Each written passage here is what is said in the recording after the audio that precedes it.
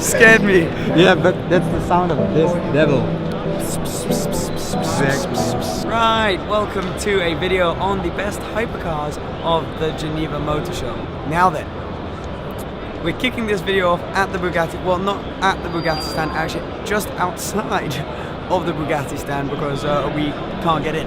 So I mean, if you guys feel like subscribing so that we can bring you content from there, feel free. I'm not against the idea. But anyways, we stood literally on the side of the stand. We are here because if we're going to start a video about hypercars, why not start at the very top with the brand new La Voiture Noire.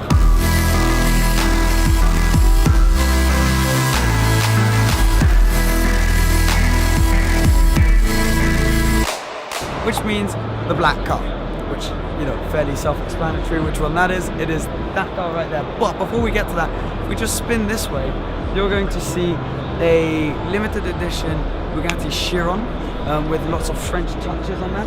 That is a car that they have released also very recently, full carbon finish, limited numbers, a Devo as well. Again, you guys already know about that car. It was launched at Pebble Beach, and I'm sure you have seen a lot of videos on that, so I'm not going to bore you about that. But as a stand as a whole, these three cars are an awesome lineup, and the person who bought that, singular person because there's only one in the world, it's a one-off, probably has both of those as well. I imagine that's what you need to qualify.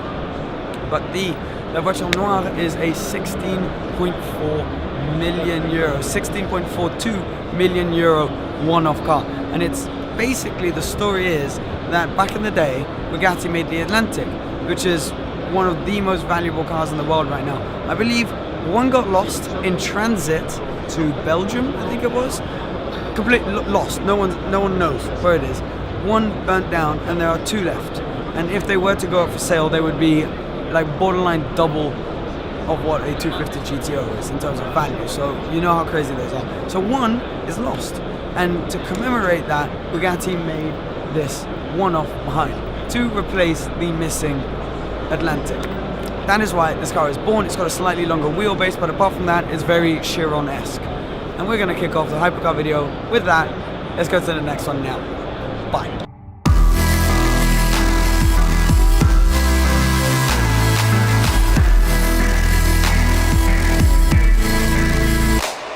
One car I didn't really expect to be so blown away by is this, the Pininfarina Battista. Pininfarina, legendary design house, have decided to make their own hypercar now. They're only going to make about 150 of these fully electric cars with 1,900 horsepower. So these are massive numbers, 2,300 Newton meters of torque, absolute animal. And they say 0 to 60 because of the sort of electric engine, it's going to be under 2 seconds. Absolutely insane. And 186 in under 12. So this thing is a beast. I wasn't prepared to sort of see it here and be so excited by it. And what a car. Absolutely gorgeous. Is that Pininfarina do design better than sort of anyone else. They've designed countless Ferraris, so many absolutely legendary cars, and for them now to embark on this journey, when you're making 150, I think 75 are already sold, is fantastic. So, you know, good for them, and I hope they do really well. I think it's a great looking car with amazing power figures, and I can't wait to hopefully see some on the road and see some people driving them.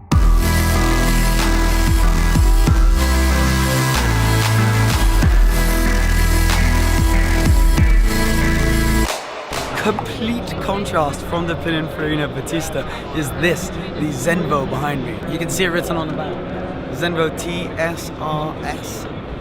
It's the complete opposite from the Pininfarina because the Pininfarina is completely electric, obviously new technology. This is old brute force. It's the combustion engine versus the electric engine. This thing is a twin supercharged V8. It has 1,177 brake horsepower, over 1,000 Newton meters of torque, and will do 0 to 60 in just over 2 seconds. So it's very, very rapid.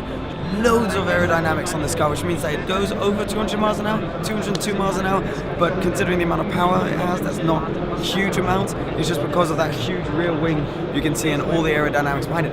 The rear wing is actually relevant because it will adjust to your steering angle and when you brake, so it's very, very, I mean, there's a lot of active rear wings, but this is like next, it's very active. This is like a proper like sports ready rear wing. It's ready to go. So this is a cool hypercar. I think it looks awesome in this color.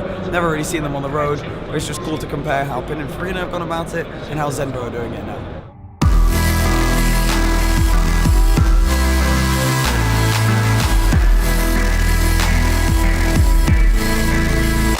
Right, a different approach to the hypercar lookout is what McLaren have done here with what's behind me, the Speedtail. Now, instead of going just for outright track performance speed, they decided to go for a bit of a long cruiser, really rare car with just a bunch of power as well. This is a hybrid, I guess we'd call it, one of these new generation of hybrid hypercars. So it has the usual twin turbocharged V8 that you see in like the 720S. It's a derived version of that, but it's coupled with an electric engine, which gives it a total of over 1100 brake horsepower. Now this is more inspired by the McLaren F1 than any of the past McLarens we have seen. Now the legendary McLaren F1 is a number that was made and there were about 106 units. Therefore, there will be about 106 units of this Speedtail being made behind me. All are extremely expensive. We're not really going to talk money in these because once you're at hypercar level, I think it's pretty irrelevant. Most of the people who buy one of these has most of the other cars we're putting in this video. Anyways, they don't really care about the price. But I find this interesting because it's such a different way of doing the hypercar sort of game. They haven't gone for track performance, they've gone more historical, kind of like what we saw with the Bugatti. They've taken their history and they've applied that to a platform kind of that they already had, but you know, of course it's completely different to any other McLaren that's currently on the road. Speedtail also comes into play because of how aerodynamic it is. It has a massive top speed. Now we haven't had anything confirmed yet, but this will be one of the quickest cars on the road for sure. And also you can tell it's got a very long tail as well, so that's where the name comes from.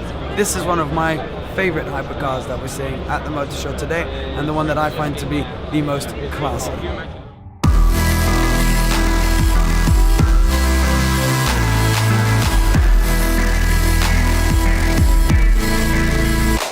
I would get in a lot of trouble from you guys, but also from my girlfriend, because this is her favorite car if I didn't include this in this video, and it's well deserved. This is probably the hypercar I am most excited about currently right now. I just think it's the coolest concept ever. This is the Aston Martin Valkyrie. You guys know it well. It is a project that Aston Martin did with Red Bull using the legendary sort of designer Adrian Newey. They put it all together as a naturally aspirated V12 hybrid system producing over 1100 horsepower, and is probably the most beautiful hypercar I think ever built. This is the final sort of production version of the car. Production, that is, very, very limited numbers. And I mean, 11,000 RPM, naturally aspirated V12. It is just going to be an absolute animal on the road. And cool to see that it's come to life. It's taken a while, we've seen sort of different versions of it, but now we've got the final one. People are speccing them and deliveries will start soon. Awesome.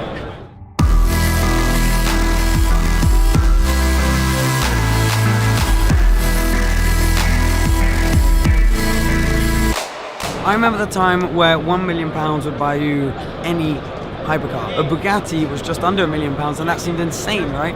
Whereas now, for the price of this behind me, you could buy all three of the hypercar trio. That's £3 million, and that seems completely normal in this hypercar video, which is mind-bending. But it's worth that money because what Koenigsegg have done here with their brand new Koenigsegg Yurko,